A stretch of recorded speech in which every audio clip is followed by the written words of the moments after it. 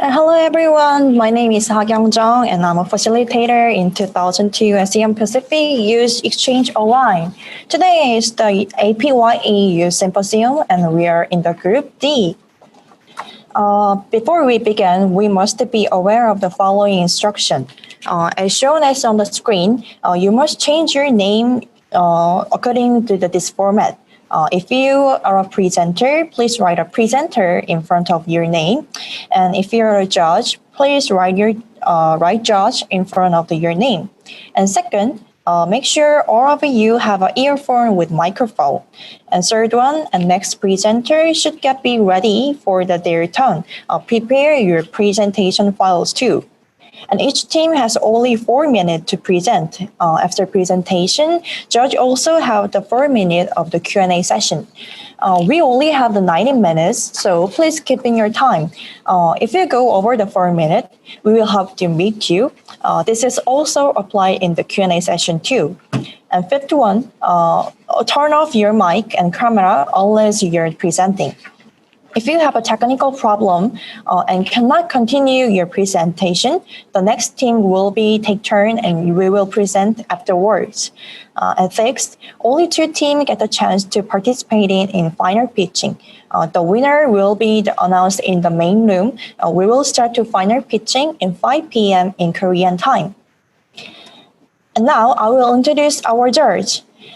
First one, Ms. Carla Rodriguez Bardas, who works in UNDP Global Center for Technology, Innovation, and SD in Singapore. And next, Professor Robert John Dickey, who works in Gamyang University. Thank you, both of you, very much for coming here. And next, this is the judge criteria. As we will send via email, the criteria has the 5 fields. You can look up the details in your email. And this is the presentation order of today. Take your turn and stand by with your presentation works and earphone, mic, and camera. Once again, we cannot waste time.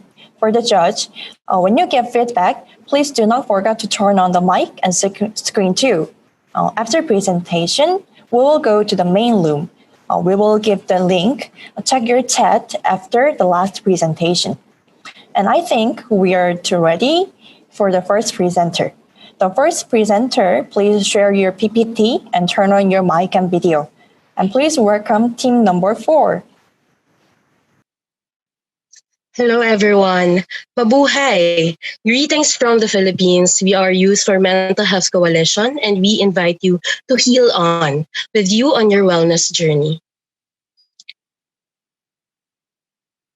The COVID-19 pandemic has caused a widespread panic and impacted the health sector in more ways than the physical. Depression, anxiety, and suicide have become more prevalent with the onset of this pandemic. Now, more than ever, our mental health is at risk.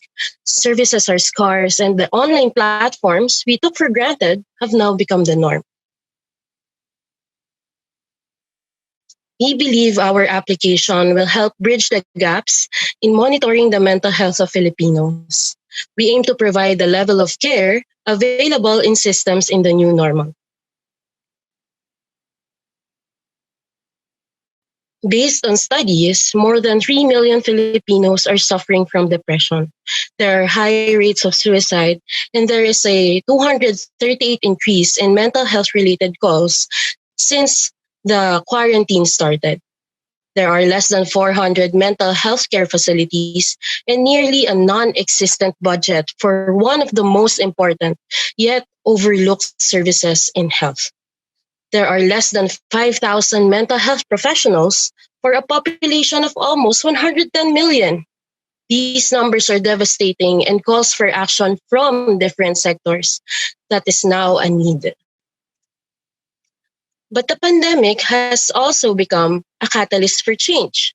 It has brought to light the faults in the system and shown how we can adapt and heal as one. We designed Heal On as an individual's wellness partner, and we focus on 4 core services to help communities, companies, institutions, and organizations to help monitor and maintain mental wellness during the pandemic and beyond.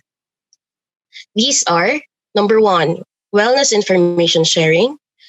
Number two is wellness monitoring mechanisms. There's a referral, booking, and appointment system, and an emergency function as well.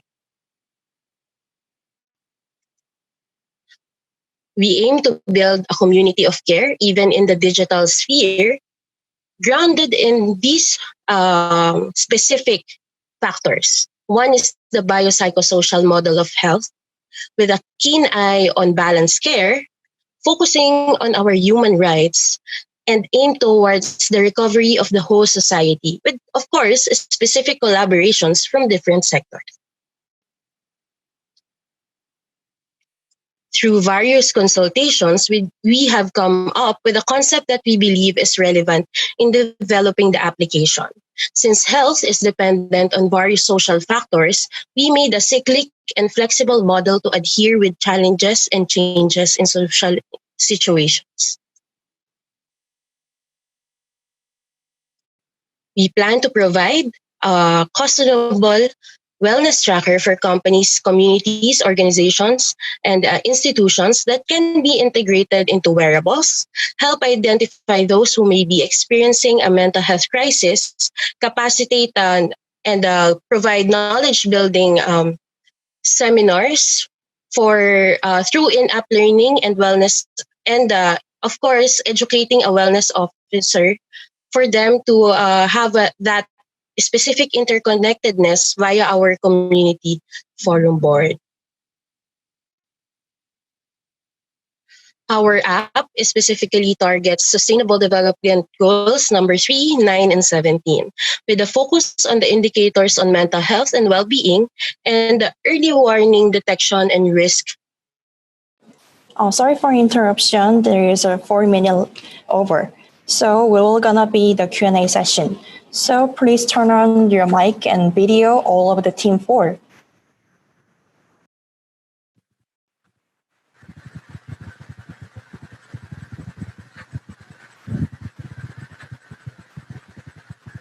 Ms. Jung, shall the facilitators begin? The judges begin? Yeah, it's Q&A session is begin. Okay. I have a question regarding your underlying expertise. That is, your app is about mental health.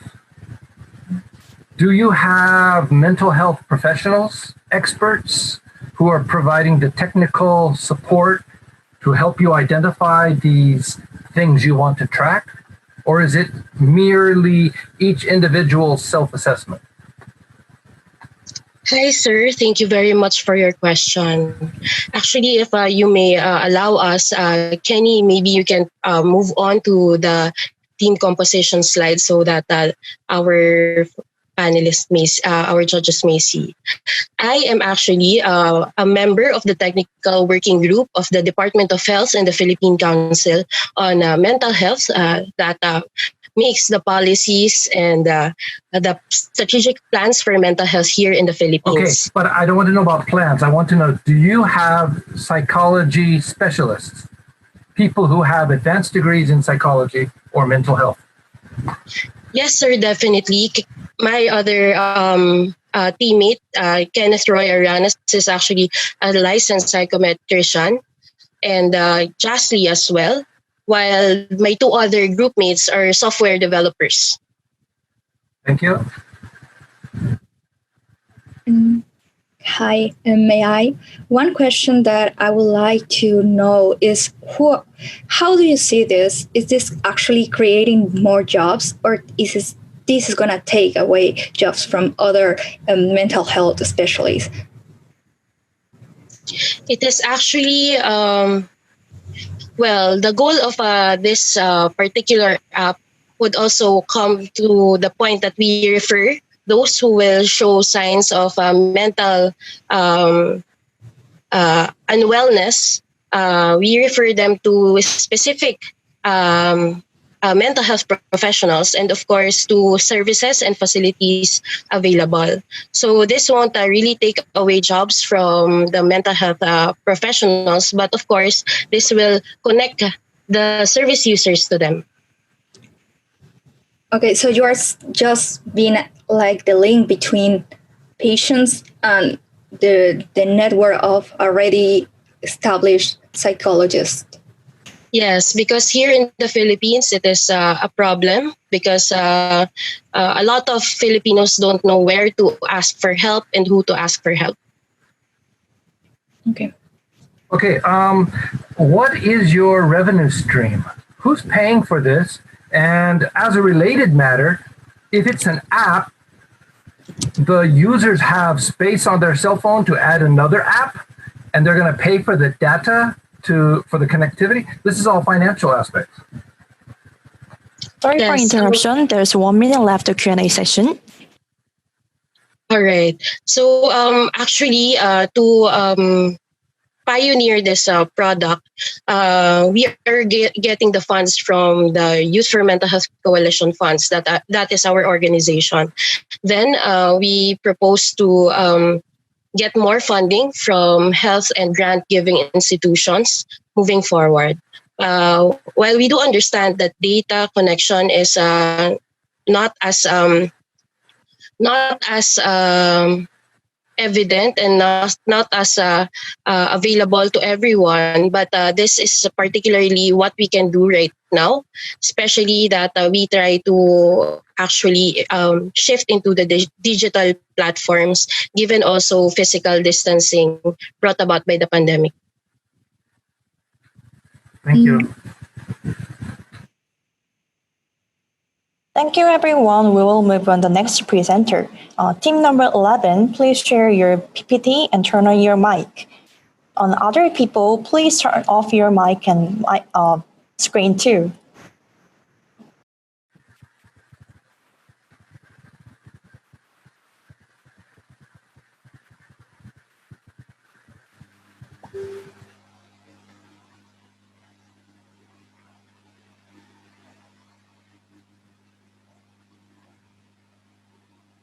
Hello everyone. It's hello, hi. It's Alimuzaman Nayan. I'm from Bangladesh with Team 11 from IUBAT. So first of all, I just don't want to blow your mind with numbers that how much people were affected and how we're insuring. Like I just want to show you these charts. Like we were before COVID-19, there was a unemployment rate of a disabled person about 56.91, around half of the people in the whole country.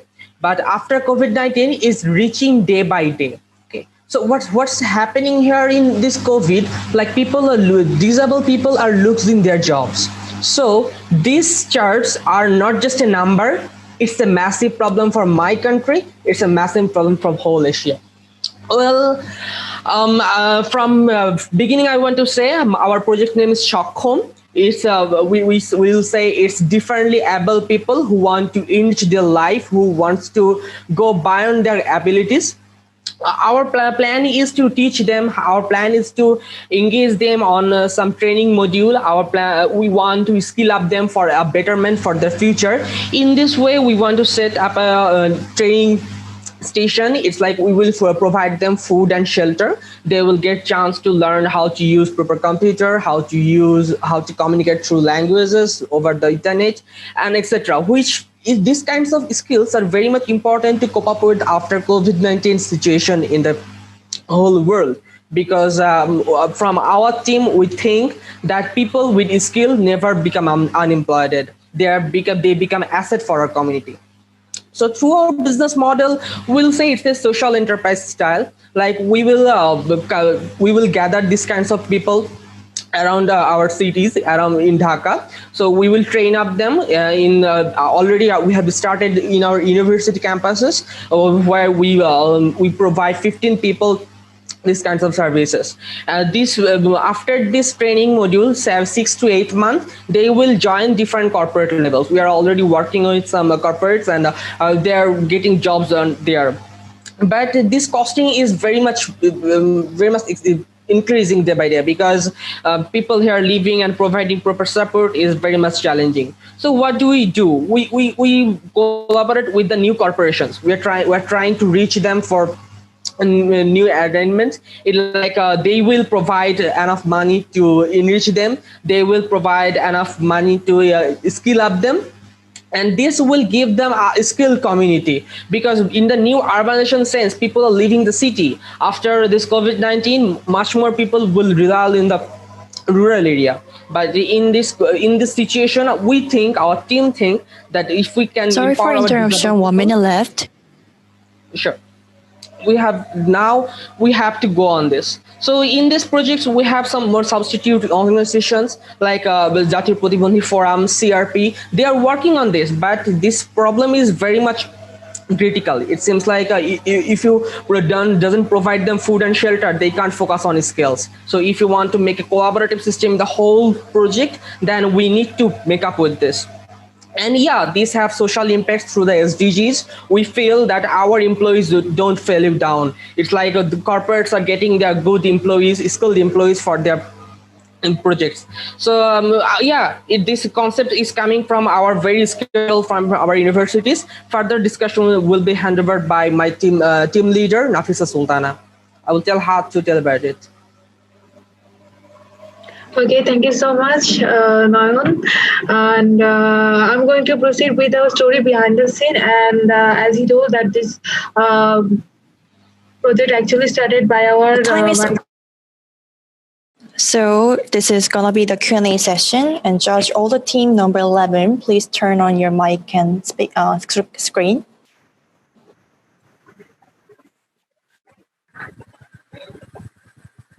Yeah, starting the Q&A session. Okay, one question is, you are talking about skills that are needed, right? How do you manage the fact that skills that are highly needed for the industry in one city might vary from another one? How are you going to assure that your content it's the one that is needed in the whole country, and not even talking about the region? Actually, from my team analysis, even now people are losing their job because they doesn't have enough skill to collaborate with online platform. Like, this time APYE is happening in online, but I know some people are feeling dizzy how to share the screen, how to collaborate through the Zoom. So when people are losing their jobs in my country, or several, I was seeing the several reports that people doesn't used to online. So our plan is to skill up them to make them even enough capable to work from home through the online for different corporations. So what has been your contact with potential employers? Are you finding that there is an interest in the hiring actually, I don't know you have heard about Shopno or not. Shopno is a largest vendor in our country. They have some percentage of employees, like they in the whole year they employ 30% of disabled people in their house. Even you have I don't know you have heard about GSIIC. Some corporations are doing as well. Even whenever we have started already in our university, they are getting job in university, like staff, computer staff and other materials. So we are planning to move in the further years. I can't take all the people in my university, but we think that this is the way how we can actually pursue them for the next post-COVID situation. What's gonna make your project unique? Like, let's say I go to your country tomorrow and I wanna make this too. What makes you guys special in that sense? Actually, from my own view, I will say it's special because other agencies or other NGOs are providing food and shelter support. I believe that. But after end of the everything, education, knowledge, and skill, three things are different things, right? So I know much more people who doesn't have any qualified in university, any graduation, but he or she can collaborate with online. She can produce some product which is valuable for the market. So our project initiative is like, we want to make them such as capable where they can actually collaborate with the market, where they can actually make some impact on their communities. We just don't want to make them give them shelter, and make them valor, make them like it's not a kit. It's not a pet. I don't want to make them pet. I want to make them a fully able guy for the next genre. That's our target actually. So that's how we are unique, I guess. Sorry for interruption. 1 minute left. why is your program different from the dozens of training schools that already exist? How do you fit in that community of education and training? Okay, from our team perspective, it seems like we have visited other training institutes. Like I have already seen the USEP training module and other studies. They actually produce, like, it's a formal education where they doesn't have enough trainer for disabled people, even though they don't work for the employment. Actually, they just keep the training, they just give food and other, some money to survive. But I think it's not the way, I guess, because if I just give food and shelter, that won't help their life. Well, what will happen after few years when I can't bear all the people? But if I can make. Yeah, thank you everyone. We will gonna be the next presenter. Team number 14. Let's start your turn of your PPT and files too.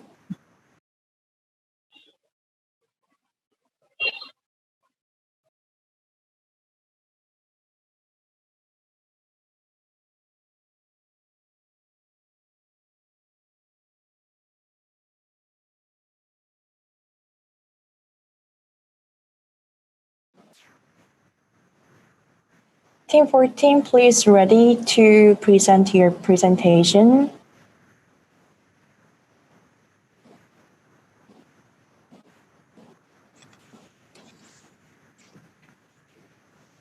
Yeah.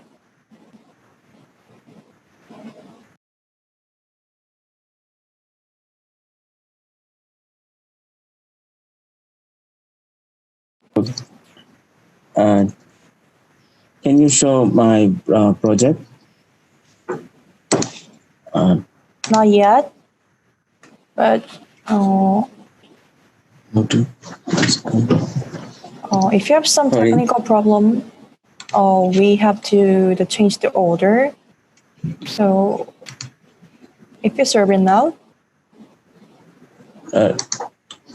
there is an underbar in the screen share.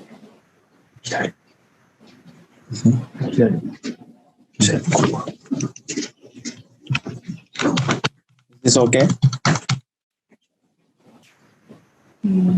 Not yet. So we don't have the time. So with the team number 18 is gonna be the first to be present, and you will turn on the afterward of the team 18. So please wait. Please prepare the team number 18 presenting now. Okay.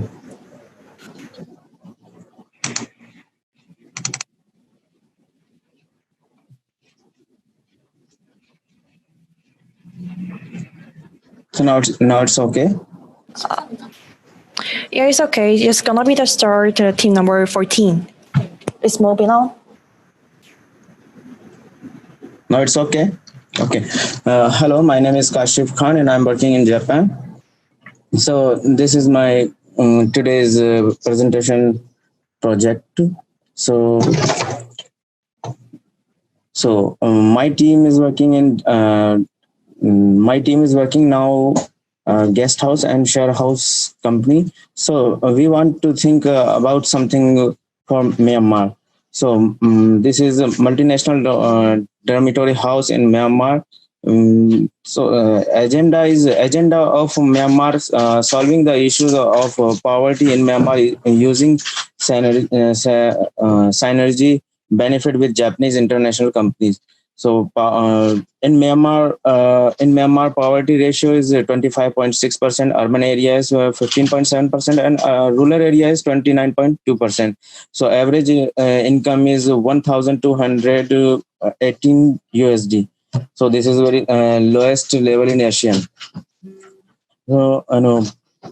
So providing.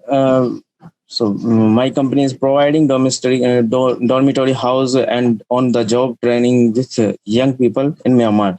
Rural area in Myanmar, no educational chance and no job for young people, and and on-the-job job training provided by Super Hotel in Myanmar also. So this is her solution. of this. Myanmar branch of Japanese international company. Employees stationed in Myanmar cannot access to modestly priced hotel and no chance to interact with people in Myanmar.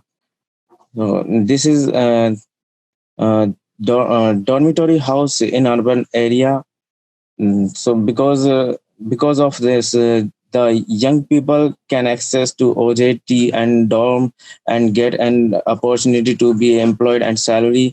Works stationed in Myanmar can stay in middle price hotel and can have a chance to come across with Myanmar people. So the model is this model can be used in other countries that has the problem of education opportunity, and other multinational companies or other of the world. As the first step, we start with Japan, where we are from, and Myanmar, where we have a relationship.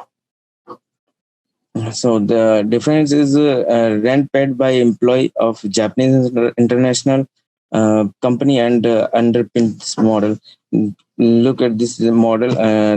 The number of university students in Myanmar, 18,668.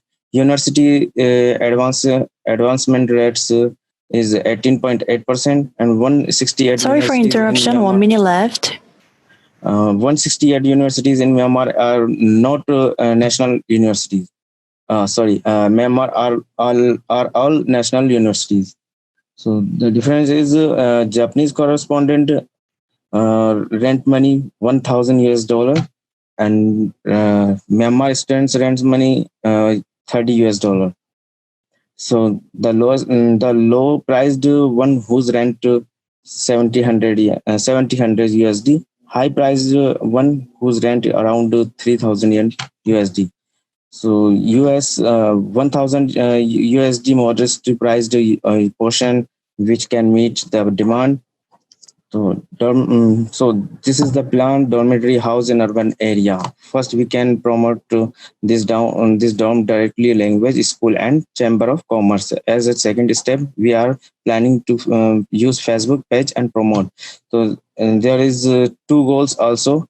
First, Thank you for presentation. Now we'll be a Q&A session. Please turn on all the team 14 and judge. Okay, I have a very basic question. Why does a Japanese worker in Myanmar want to live with a bunch of students? It seems to me that they're very, very different people. I'm not sure that foreign businessmen want to live with students. Turn your mic back on.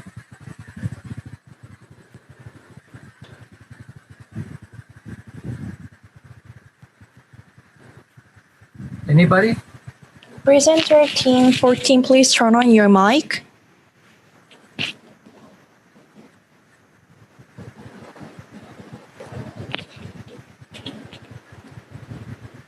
okay. Yes, we got it.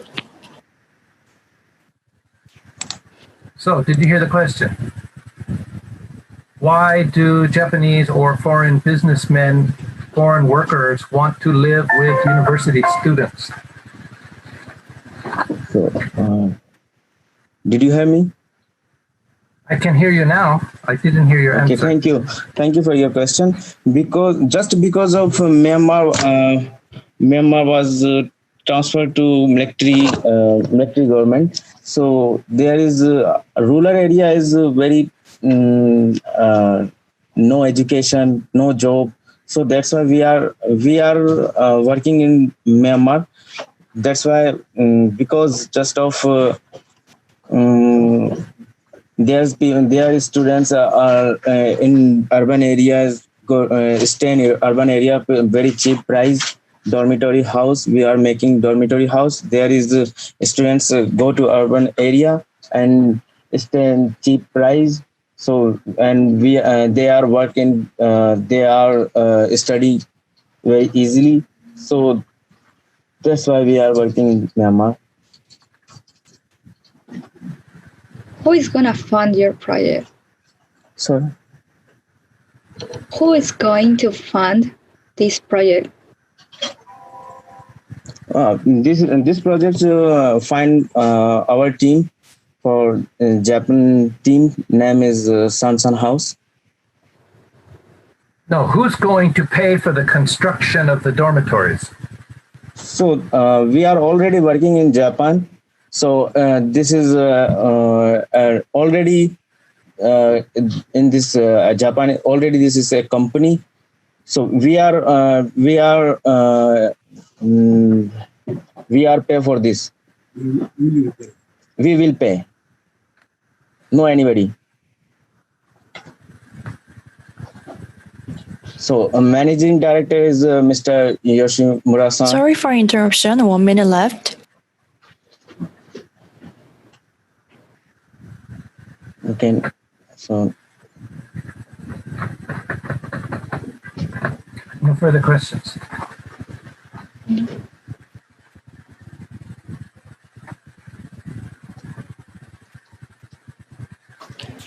Okay, thank you everyone. We will move on to the next presenter, team number 18. thank you. Yeah, please share your PPT and turn on your mic and screen too.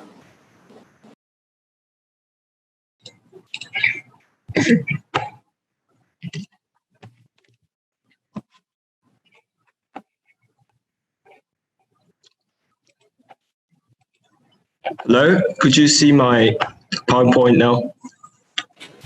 Not now.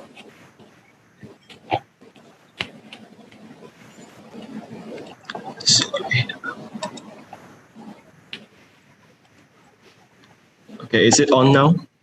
Yeah, I got it. Okay, I'll start. Greetings, everyone. We are Pasio from the National University of Kaohsiung. We're going to do a harbor place making project with the local harbor, Kezliao. The problem is the post-pandemic tourism. And since Taiwan is kind of well controlled with the pandemic, so we're going to lower down the pressure of hot tourist spots in Taiwan. Furthermore, to balance the gap between cities and urban area, defining an eco-friendly tourism model. You can see Taiwanese people love to do traveling. It's a domestic traveling in like this number. So we found it a potential developing case. We're gonna have this organization work with the local government, academia, and business together to get their support. Then we do hardware, invitation, attraction, and promotion works.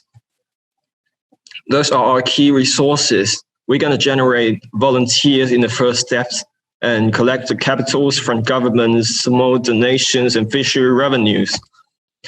Our key partnership will be basically the local merchants, residents, company, organization, and the governments. And our key activities goes with the hardware reformation. I'm going to mention about it later. Invitation, new attraction to the tourists, and the products promotion. Here's our value propositions. We're going to generate more customer flow from other places, and we're going to bring this old society, the job opportunities to generate more young laborers. That we're going to think, if we're living in this area close to our home, I can feed myself, why wouldn't I go out? The local companies and organizations will share the profits from selling goods. And by joining this organization, by joining in this event we arranged, they would probably gain their business impressions. And for the local governments, they will have the tax revenues from the tourism. With more and more people keep their eyes on this project, we're expected to create a fair trade environment to the local fishermen. For Kezliao itself, it will gain a brand name, which means things from Kezliao will be recognized as high quality products. The presets, we're going to start from a large scale of cleanup, reforming for the seaside buildings. As the pictures you can see was kind of shabby and dirty. And promotions will work with the social media, with the young managed team to cooperate with government. Sorry for interruption. 1 minute left. We're going to do brand making and have special recipe and byproducts produced. Those are our new thoughts to kind of innovate the original solutions. A transparent trading process, workshops, integrations by area, and establish of a systematic recycle. We're going to apply those 3 SDGs on generating young laborers, extend new markets on traditional industry, and the local cooperations to reform age society. Furthermore, to define the eco-friendly fishing harbor with the new tourism feature. Those are our members. And the call to actions, we can now work on those parts: appearance, reforming, maintaining system, wearing a promotion. Just by our hands, we can generate those ideas from the local universities, from schools, and from the non-government. Thank you for the presentation. There's gonna be the Q&A session, and turn on your mic and screen, all of the teams.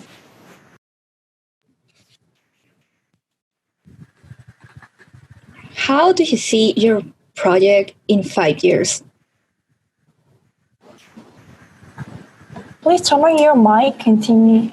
Presenters, yeah, we cannot hear you.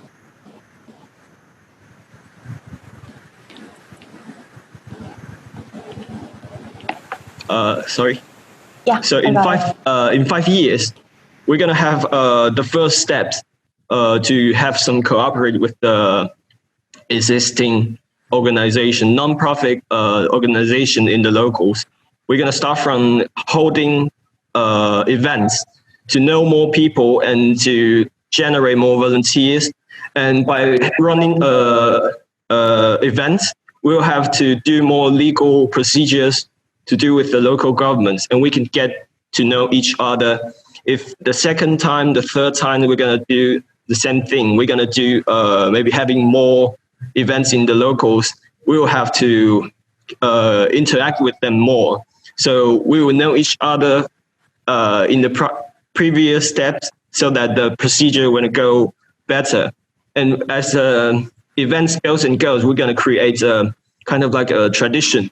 Like annually, there's gonna be events there, and maybe gen the benefit from the participants and from the selling goods. Thank you. Your model is very similar to what's happening in many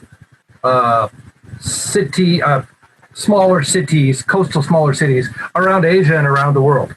And those are typically driven by government, local government and national government partnerships, perhaps with involvement from external agencies. Why are you leading this? Why is this coming from outside of the governmental system? So we are asking for help from government, but we are thinking about to make it more universal, because if the government's leading the project, there wouldn't be too much motivation to participate, in my opinions. So my personal opinion is like I holding events by government, but governments usually they are not really sensitive to the trend. So they will use at least in Taiwan, they will have the idea pretty limited. So with the really new project, really new organization, really new team, we could have more sensitive the trends, the promotions. We'll have our promotions. Sorry for interruption. 1 minute left. More close to the younger generations, and by the power of younger generations, their family gonna be invited as well, and that's pretty much what we're thinking about. So we're not we're seeking for help and seeking for cooperation with government, yet being led by government. What's your outcome on this? I mean, you're not a business, are you? Yes. You're an NGO? I would define ourselves as a not typical foundations, because we are giving our revenues back to the society, back to my home, back to our hometowns. And we could, I think, to some degrees, earn the basic livings for ourselves. Am Thank I you, answering everyone. you? Oh, yeah. It's the time Thank is you. over, so we will move on to the next presenter. Team 23, please share your screen and your PPT works.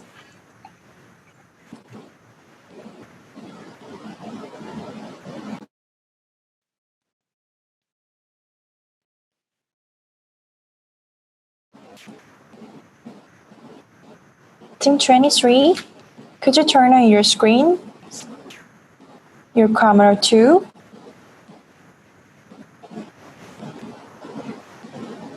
I cannot hear you. Is my video Yeah. showing? No, not video, just audio is coming on.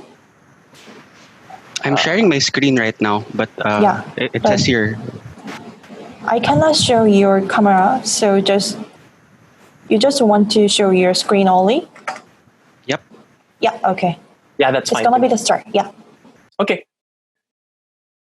Let me tell you a story of the struggles of the average Filipino farmer during the pandemic. During the summer season, most farmers expect a bulk of their profit for the year to come in. However, the disrupted supply chain brought about by strict quarantine protocols prevent them from selling their products to a consumer market, primarily those that are in the metro. On a macroeconomic point of view, the average growth rate of the agricultural sector in the first 2 quarters of 2020 alone decreased by 1.2%. The story of an average fisherman is nothing different from that of a farmer. Foot traffic to fishing communities who also rely on tourism has significantly been reduced. The Philippine government has reported that from the tourist arrival revenue has contracted by 55% during the first half of this year alone. It is no surprise that farmers and fisher folks have the highest poverty incidence among all industries. On the other hand, the story of the average person in Metro Manila is different. Although movement has been restricted in general, we're seeing about a 20% growth of food retail sales attributed to more and more consumers cooking food at home, where 30% of these consumers have started using online platforms to have their food delivered to their doorstep. So why is the story of our farmers different from the story of those that are in the metro? Our research shows that these struggles are brought about by a local supply chain that is not resilient and has not been empowered by digital platforms to connect producers from consumers. The struggle of the Filipino during the pandemic is a struggle to connect during the pandemic. Hi, I'm Andre and I'm representing my group from the Philippines. And today, allow us to take you through our platform that can connect our farmers to consumers. Introducing Luto. Luto is a platform that aims to solve food security and promote tourism recovery through an experiential culinary tourism experience. By showcasing local tourist destinations in the Philippines, Luto features recipes of local cuisine, instructional videos on how to cook them, and the avenue to directly purchase farm-fresh ingredients from local farmers directly to their doorsteps. Luto is a culinary stepping stone to promote local tourism through dining. Our main revenue streams comes in two ways. First is a business-to-consumer approach through the sale of farm produce to consumers and a door-to-door delivery. And second is through advertisements and partnerships, through online views coming from the website and regular videos that we upload in our social media accounts.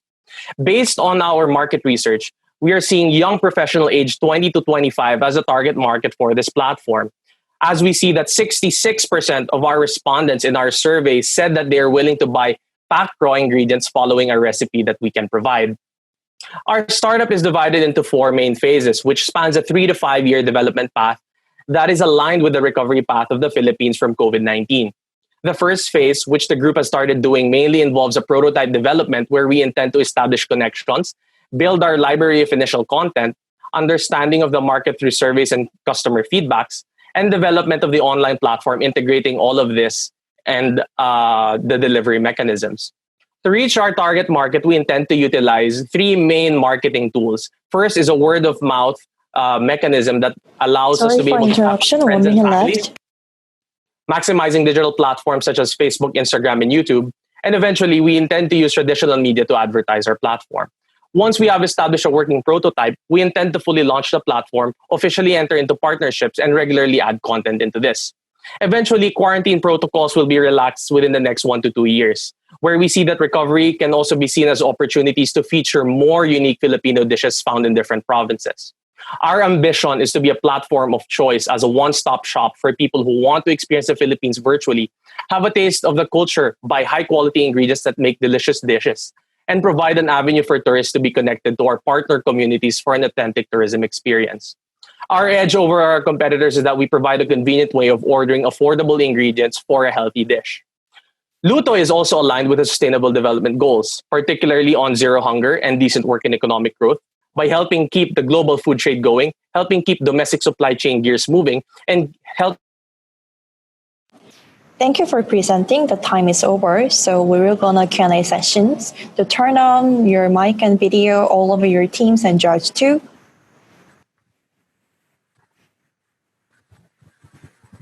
Thank you for that presentation. My question is the transportation of food products from source to customer. How are you going to arrange that? Team 23, please turn on your mic. Yes. Yeah, so initially what we have seen with regard to looking at the different partners that we can tap to, we are currently seeing some partners within the metro who have an existing farm to market type of business model. So this is something that we intend to tap when starting up our platform. But eventually, once that the COVID quarantine protocols have been relaxed, we will be looking at different means of transporting, like the rental of some vans or trucks from the provinces that we have identified to the metro and to one staging area. And then from that staging area, we intend to distribute our products across the metro. So your growth path includes logistics. Yes. Okay, thank you. And can you describe to me your client's profile? Like, very simple. Who are you selling this to?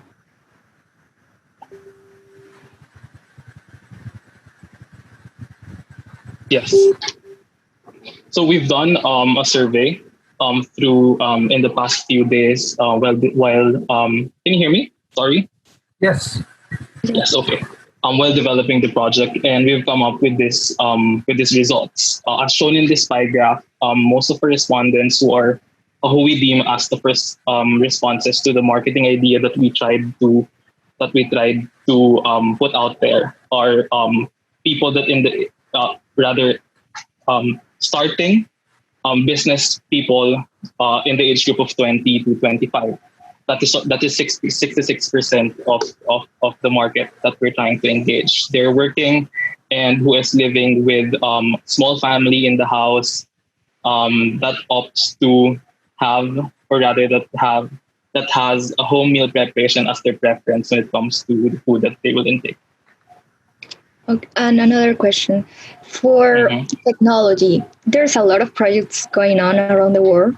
They are taking a lot into consideration other like disruptive technologies such as blockchain. Do you guys have thought of using this? That's a very good input. And I think we do see this as an opportunity for us to be able to make the transactions much more efficient. Sorry for interruption. 1 minute left. So anywhere from your farmers being able to track and identify down to the meal preparation, you can directly see how we're able to link the value that we're able to create there. So it definitely is one of the things that we're looking at, especially as we connect these different stakeholders into our platform. It just makes it much more transparent and much more, I would say, efficient. Thank you. No further questions. Yeah, okay. We will gonna be the next presentation. Team number 27, please share your screen and your camera and mic on. Are you able to hear me? Yes, I can hear you. Okay, thank you. Yeah. So I'm just checking my friend. Tay, can you check? Yeah, I can hear you. Okay. All good. So we're all aware that the LGBTQ plus youth community are some of the most vulnerable in the world. with up to 81% reporting severe social isolation. It is striking, therefore, that this number also reported that they were unable to access support resources that they find useful, according to the National Dropout Prevention Center. At the same time, 76% of the LGBTQ plus youth community also stated that they're more honest about themselves online than in the real world. This, in theory, makes the online world the perfect, promising medium for LGBTQ plus support. Yet the current online landscape seems to lack the systems that directly satisfy these needs. So what if we introduce an innovative platform to the digital sphere? That is why we are proposing Prism Chat, a specialized and innovative support network that allows LGBTQ plus youth to seek support by connecting them to supportive listeners. When users come into Prism, they can choose to sign up either as a speaker, which is someone seeking support, or the opposite user type, which is a listener, someone willing to offer and listen and provide guidance. We then connect these two member types together through the community page, which is matched based on a machine learning algorithm that takes into account the intersectional factors such as age, gender and sexuality, nationality, and so on, to ensure that these connections are personalized to each user experience and creates lasting supportive relationships. Moreover, they can then connect through the secure and anonymous chat room, which also has a built-in artificial intelligence algorithm to recognize and ban hate speech. So this makes Prism Chat a completely safe and secure environment tailored to the needs of this community. So our unique selling points is that Prism is a completely anonymous platform, allowing everyone to be their honest selves. And we also have a specialized user registration system for our individual chat rooms and group chats. And we also have interactive feed page, which enhances their education. And we offer all of this for free. Upon performing competition analysis, Prism fully satisfies every single need LGBTQ plus youth look for in a support network, outperforming existing solutions on the market. Prism is working towards gender equality by ensuring that everyone LGBT receives equal support and rights to that of heterosexuals, which also improves their mental well-being. And Prism provides quality education and visibility on this stigmatized topic in a safe environment. We currently have over 25,000 users from over 94 countries registered on Prism and have helped start over 108,000 conversations between them. Our youth-driven community comprises mainly of 12 to 19-year-olds, representing 31 types of gender identities and sexualities. This map conveys the geographical diversity of Prism Chat users. And since our launch, most of our users stated that they felt a lot more confident about themselves, as well as feeling supported and understood. Next slide, please. So with the business model, we rely on the fact that we have a thriving LGBTQ plus youth audience, a large number of them. So brands and businesses that want to target this audience specifically are able to purchase advertisement space. So we have a steady revenue stream from these sponsorship and donations. We then invest this amount mainly into promoting Prism Chat in order to grow our user base, which adds even more value to these advertisements. For example, this is a campaign we recently ran in partnership with another company. We are also looking to introduce a university and school partnership program to extend and raise awareness of Prism Chat to campus communities, since students are undoubtedly some of the most vulnerable communities. We are currently earning $1,400,000 per month, and we're projecting a monthly growth of 8%, and this table displays some of our values. We're hoping to turn Prism Chat into a mobile app, translate it into 10 languages, and increase the user amount and the amount received in sponsorships to $100,000 by February 2022. Our team wholeheartedly believes that technology should be used to empower and not exclude. And as members of the LGBTQ plus youth community ourselves, we feel the need that there must be this support system in order for our future. Yeah, time is over, so we're gonna be the Q&A session. So please turn on your mic and screen for Josh.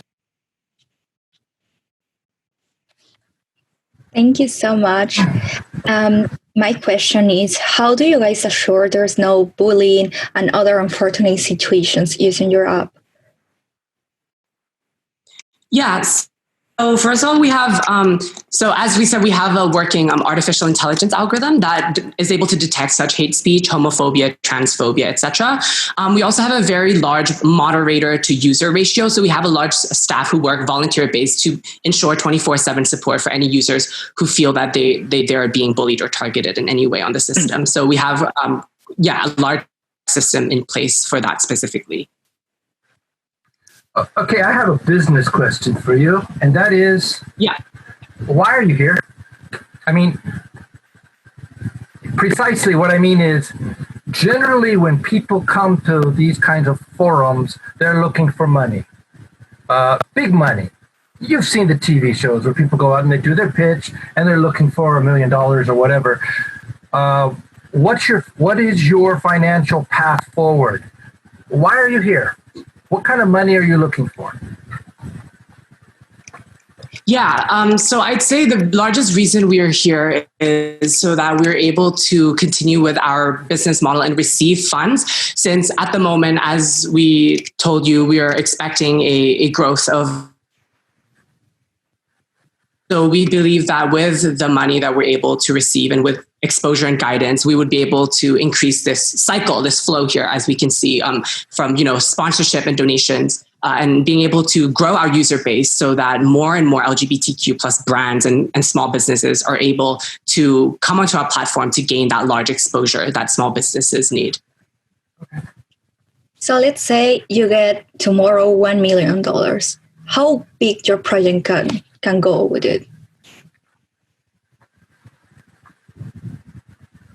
Could you repeat the question? Sorry.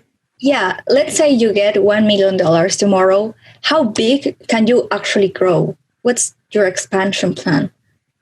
Yeah, so we believe that we're very scalable because given the nature of our system is that, we're matching peer listeners, right? So we're not trying to hire psychologists or anything, right? So we have a very sustainable kind of relationship going on our website. So I'd say it's close to, infinitely scalable as long as we're able to promote that and launch this service into the hands of people who really need it.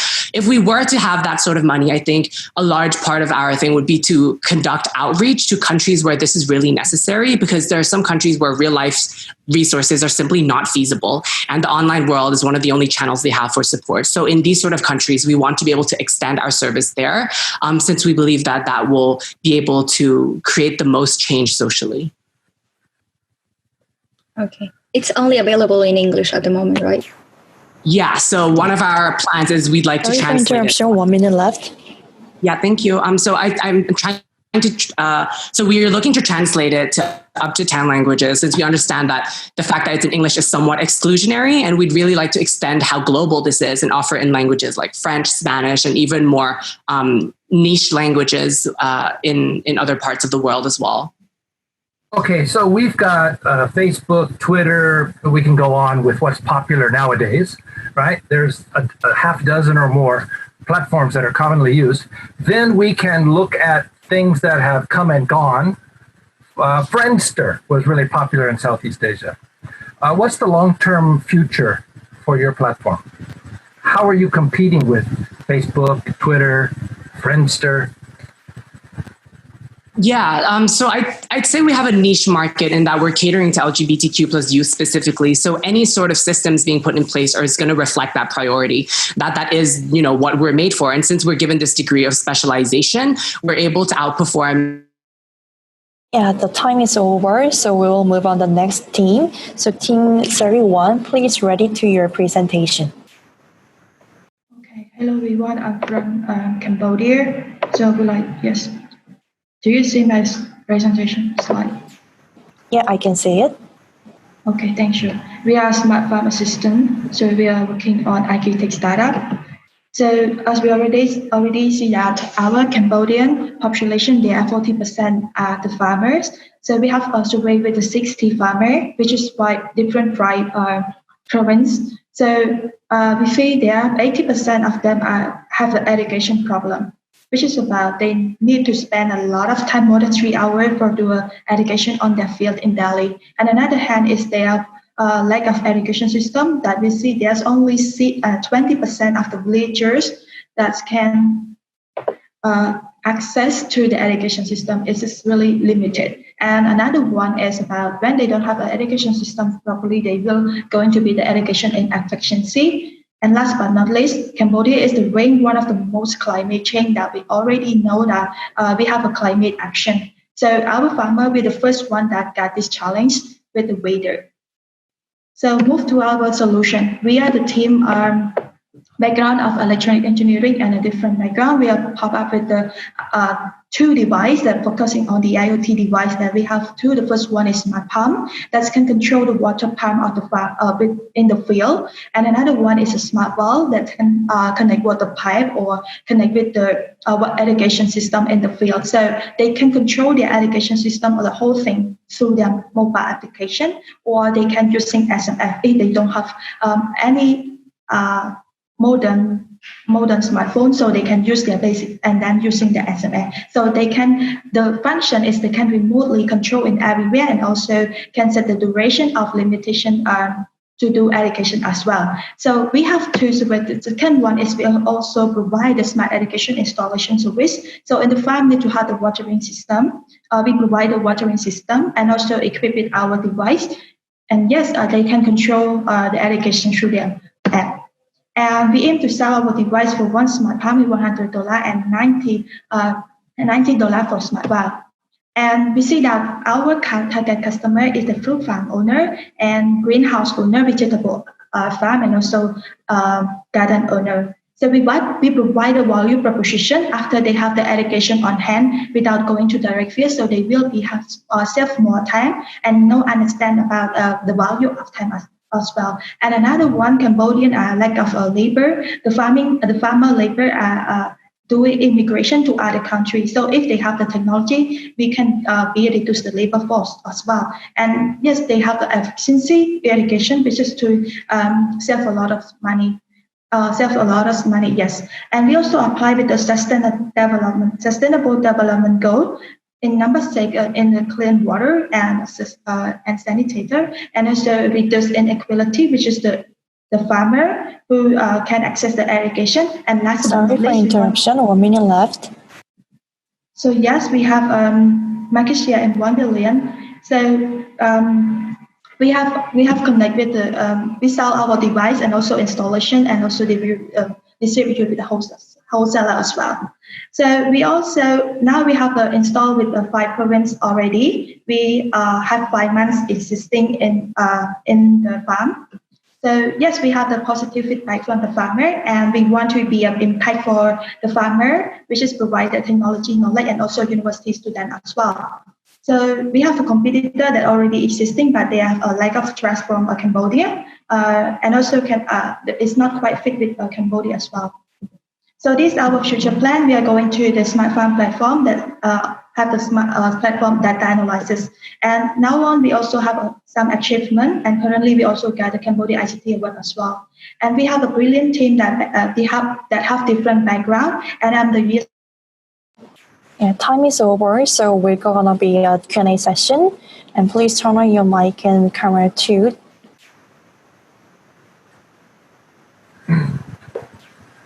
Thank you. Thank you.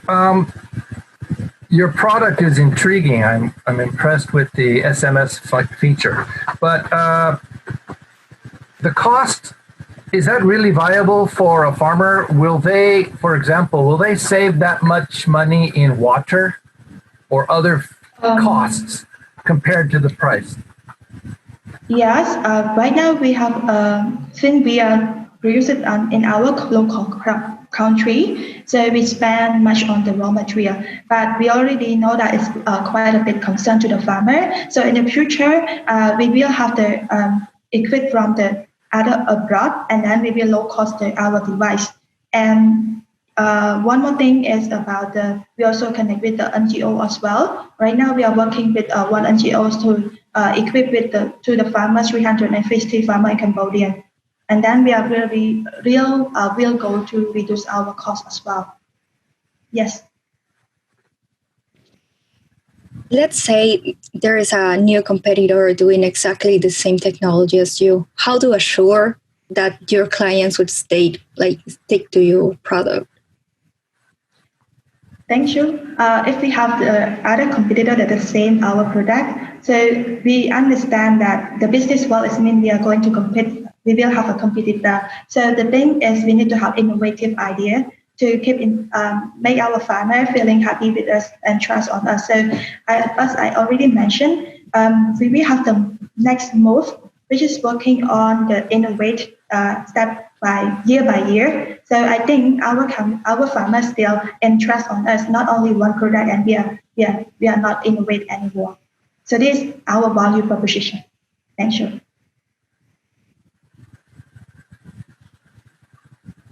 How about beyond Cambodia? Okay, there's 1 million farmers, or however many, I don't know, how many farmers in Cambodia, and you saturate this market. Are you able to take the same concepts other places? Thank you. We also think about the other country as well. And yes, we want to scale up with the international stage. So the first stage will be testing in our Cambodia to have a properly work well. And the next second stage, we are going to other country by introducing our technology, which is adapted with the geographic as well. How cheap your product can be? Is there any way we can make it more affordable? For now, yes, we have the way that can be more affordable. So the first, we need in Cambodia, we don't have manufacturer. So we think that we can connect with other manufacturer in other country, and then we have our own technology, which is just like. Sorry for interruption. 1 minute left. We have designed our box and also equipping our own self and design the code. So when we have we connect with the manufacturer, so we all have it in one, just design, upload the code in the device. So it's going to be reduce our cost. Yes. No further questions. Thank you. Thank you. Okay, we will gonna be the next team. And team number 34, please ready to your presentation.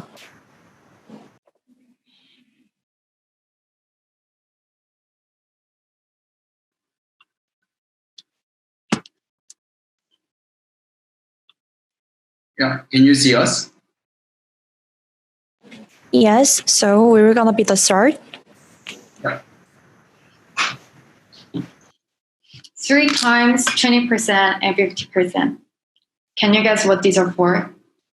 This group quits middle school 3 times more, 20% leave high school, less than 50% go to university, while the opposite side is about like 72%. They are multicultural children in South Korea. Hello, this is Jonghyun from BKS, team from South Korea, and today we are going to present our social project, We Go Together Camp. So the problem is that lack of educational programs focused on children from both multicultural and Korean background.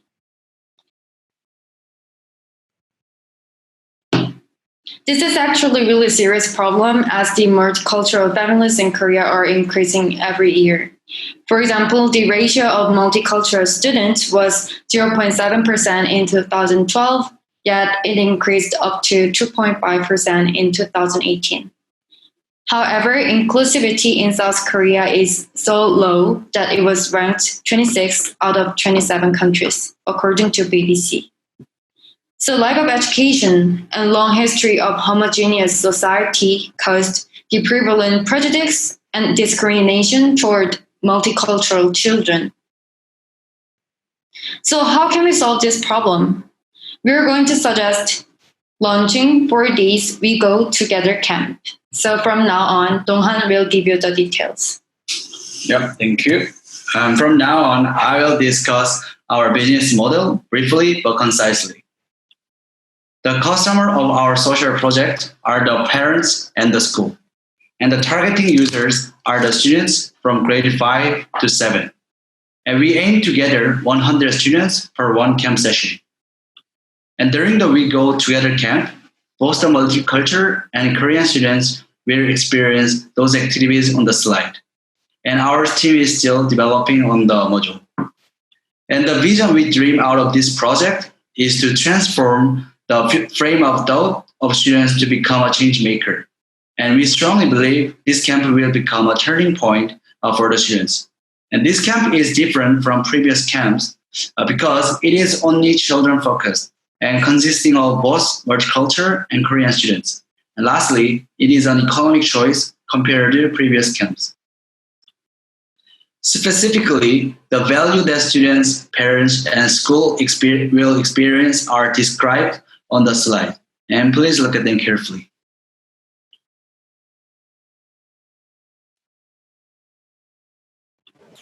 Is it over And your moving on to presentation? Okay, sorry. It's 1 minute left. Yeah, moving on to the Gantt chart, we aim to initiate the camp on the next July and August. And first step we are doing is building business model and looking for funding from corporation, government, and social investment. Moreover, the estimated cost is approximately $34,007 for launching initial camp that we are seeking for $24,007 in current situation. And through this camp project, we aim to achieve the reduced inequalities, sustainable cities and communities, and peace, justice, and strong institution. And these are our team members. And thank you for your careful attention. And we are here to answer for your question. Okay, we will gonna be the Q&A session, and turn on your video and mic for Josh. Okay, what is the incentive for the non-multicultural families to join this project? It's just another camp for them, isn't it? Yeah.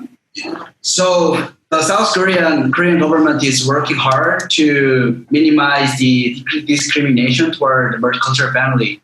But the current camp is like almost focused on as a family and for their parents, not for their children. So the differentiate benefit from our camp is for parents to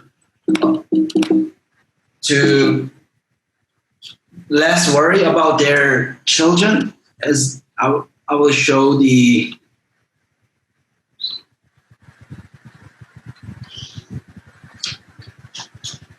Yeah, these are the split values that multicultural parents will receive.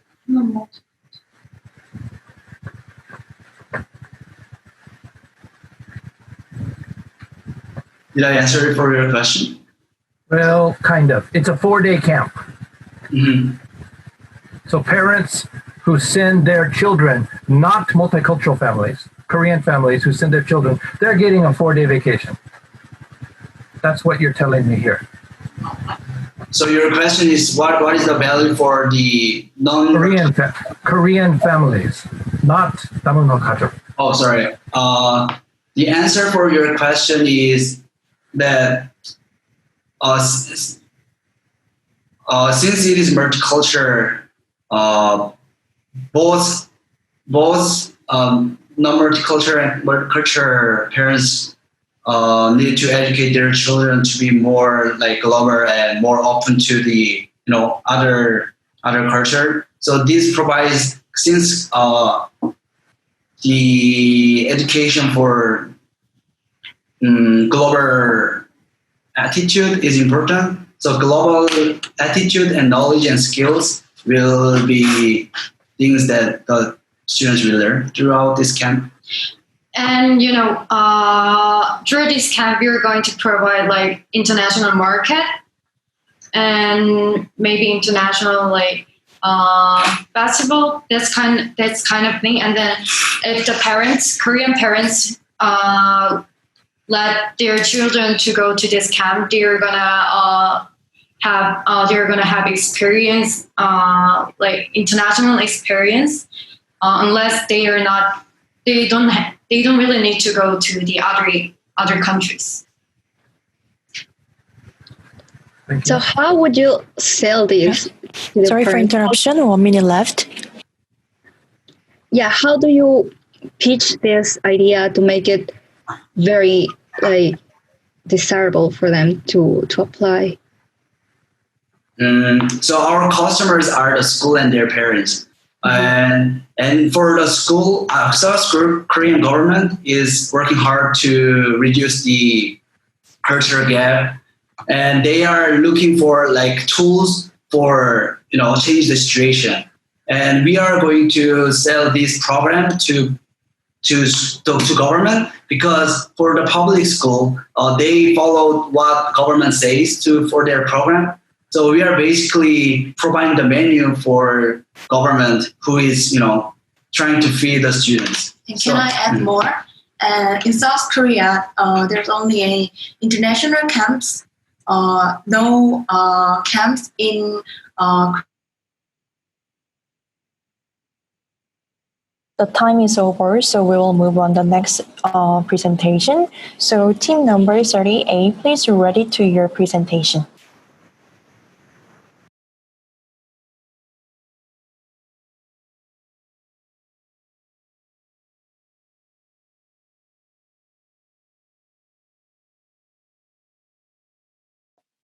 Did you hear me? Yeah, we can hear you. And please turn on your camera too.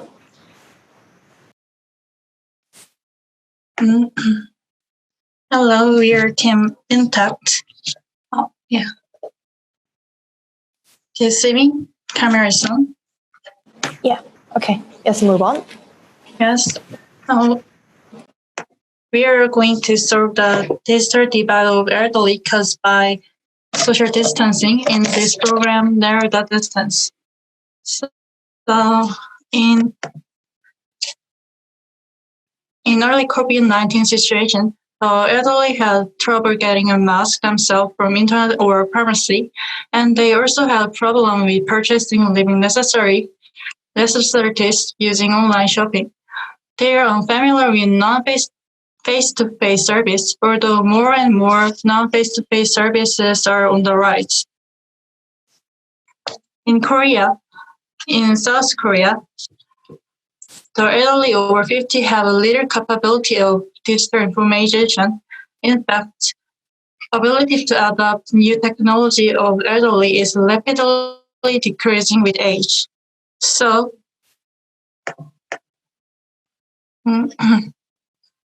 we talk about this problem in fishbone diagram. In this slide we are looking at now, we analyze the reason for what we thought is this problem. To sum up in the highlights, the elderly were hard to adopt the untapped service, and software education for them is not enough. For example, even smartphone education has been touched in areas like taking pictures or calling to someone.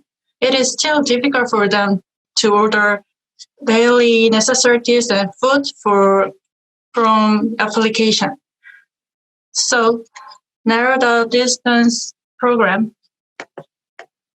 includes these two: smartphone software training by application, and second, local community activation plan.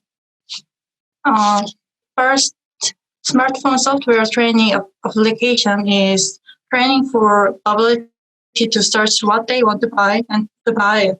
For this, we will develop the training application for use it in training sections. And we will go to the elderly and educate it for them in this application. Second is local community activation plan. It is establishing a purchase delivery routes with local small business owner like traditional markets. Actually, these detailed plans for this part is still under discussion, but we aimed at reviving the community and more elderly participating in local society. The expected effect of narrow the distance program consists of three. First, being educated, they will be able to improve their self-efficiency. Also, they will have not only accessibility of digital device, but also playfulness in their life. Sorry for interruption, 1 minute left. Plus, connecting with traditional markets can boost local economy. This model will create the virtuous circle by improving quality of life in elderly. So again, boosting the local economy. So I'd like to say, by narrowing the distance gap, you can also narrow the distance of mind, especially between elderly and local. The presentation is over. Thank you for listening. Yeah, please turn on your mic and screen for the Q&A sessions. Yeah.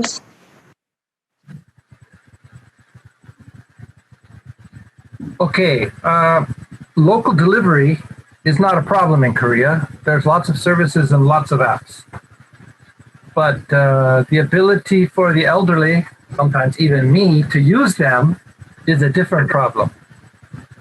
My question is the scalability. How are you going to get all of these older people to learn how to use the apps? How are you going to scale your training?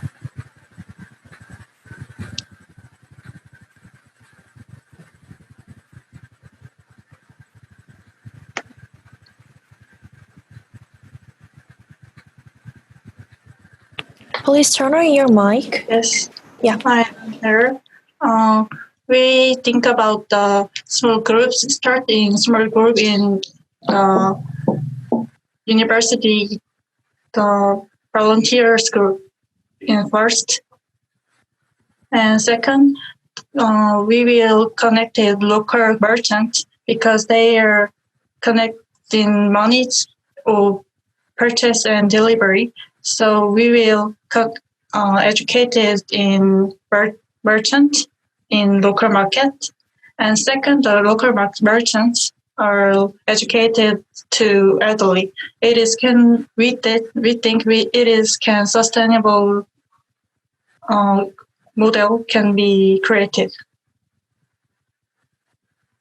Why is it that you are deciding that it's the best way of doing something about this problem is to skill and help the elderly instead of making all these technologies and work with all these companies to create solutions that are more suitable for the elderly? Can you say again? Yeah, why do you decide that it's the way you're solving it is by educating and helping the elderly to get the skills, right? Why is it easier to do this or more valuable than actually doing all these technologies, all these apps and everything more suitable for the elderly needs? Do you understand what I'm trying to say? I cannot exactly understand what you say, but we're going to not make the apps for the elderly because we don't have competency to developing apps. So we are going to provide them the educational system or programs where they can use or use apps properly, like the normal people. So you're just Sorry for interruption. 1 minute left. You're just going to make a specific educational program for the elderly. Just we are going to not develop the educational apps or special delivery app for the elderly. So is that that's my answer. Thank you for your question. No further questions.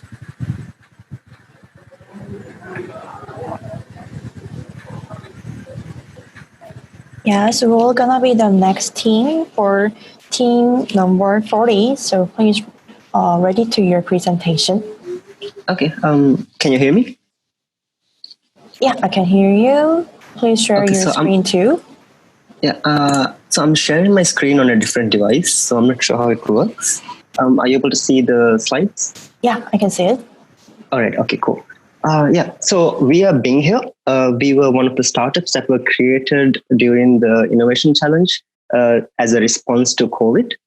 So this has been a core part of our identity, and our goal is to try and create as many micro-urban farmers as possible. The reason is that we're from Maldives, and we have really bad food security issues. We have really high unemployment, especially post-COVID. And for us, it seems like a natural direction to go to create new farmers, because it kind of hits both problems. The way we are trying to go about it is to provide grow kits, which includes all the equipment required to start becoming a farmer. We will provide the guidance, and we give the guarantee that we will be purchasing the harvest, because these are the three main things that are preventing youth from considering this as a viable career. For us, we're currently working at the level 1 stage, but we do want to scale up and bring as many people as possible to a level 3 and beyond. So this is our business model. Being here, we will, so for every $100 we spend in investing in grow kits and the learning platform and the purchasing of goods, we are able to generate 13 kilos of product. So we've been running this for 2 months now. And the problem we've found is that it's difficult to move the product, because it is generally a higher value crop. So that is where our focus is right now. So we're working with specialty coffee cafes, because they have a shared history of embracing the farm to table movement, like giving coffee producers and that supply chain the attention and respect it deserves.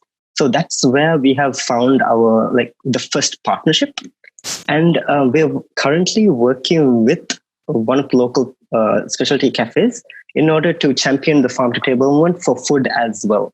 So we're trying to make it 50% cheaper than current market, and the impact is, by doing it at this price, we're able to pay our farmers 5 times more than that they're usually getting for similar products. And the customer is able to get 2 times the value in terms of nutrition and the product itself, like salads itself. Our team, we have a lot of young startup youth people involved, and we're all micro farmers. So we are in the ditches with our farmers as well. So this is our goal. In order for us to be able to optimally help our farmers, we need to make sure that we are able to. 1 minute left. Yeah, we need to make sure that we are able to move the product and make sure that there's a demand for it. Therefore, our core focus right now is to sell meals and meal plans at a very discounted price by working with existing specialty coffee and other restaurant entities. Our target is 85 meals a day. That makes the operations of our startup sustainable as well.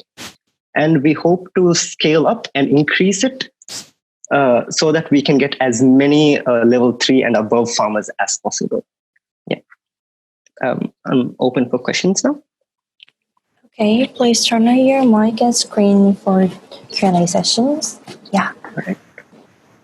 Oh boy, food, logistics, and wastage. Those are the 2 primary concerns, and they're definitely tied. Basically, you're going to promise these shops that they can buy food to resell, right? Yep. Pretty much every day. So you need to have a consistent supply of food. Yeah. So I guess the biggest logistical challenge is, thankfully, because of the way our capital city is, it's a very dense, and we're primarily targeting urban farmers, apartment setting sort of thing. That's why this is currently our initial model. The level 1 and level 2 is perfectly fine to be in your everyday apartment. And we're starting with 10 farmers, and we're hoping to give them that sustained income source before we start to really focus on scaling.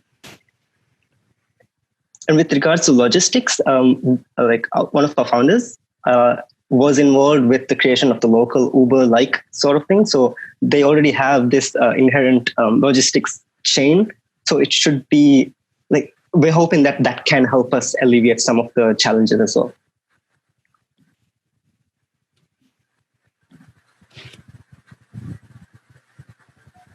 Why is it you that your team, the one who is the most the best feed to solve this problem? When we initially approached the competition, we thought like we were the ideal people to do the grow kits, honestly. But that was because in general, our country was like agriculture was very neglected. Like we have 90% imported foods. But as a response to COVID, the government has really pushed its effort to kind of address that. So we now think that we are not the best to really take care of this equation, and we're heavily focusing on this side of the equation now. So thankfully, we're able to reduce the tasks on our hands and focus all our efforts on the very last segment of the equation. Okay. You have a 365-day growing season? Yeah, because it's in urban environment and we're focusing primarily on microgreens. So they have 10 to 14-day growing cycles. And there is no, because it's in climate controlled kind of environments, like there's no real impediments to it in a way, like as opposed to environmental farm marketing, farm. So you're using artificial, artificial light, things like that? Yeah, exactly. Yeah. So these trades usually would have, Yeah, 1 minute left for Q&A session. Yeah, with regards to grow kits, we've only been doing this right now. And the government is now hopefully going to be taking care of the larger kits of the equation. And we're focusing on the creation of salads and working with the specialty coffee market to have the product ready to be a consistent buyer of the products, of the harvest, if that makes sense. No further questions. No questions. Yeah. Cool. Okay, all of the presenter is over. So yes, thank you for everyone. Everyone has finished our presentation. So now on, you will need to go to the main room. So the link is on the chat. So see you there, and we will share the result soon. And thank you for every presentation. Have a good luck.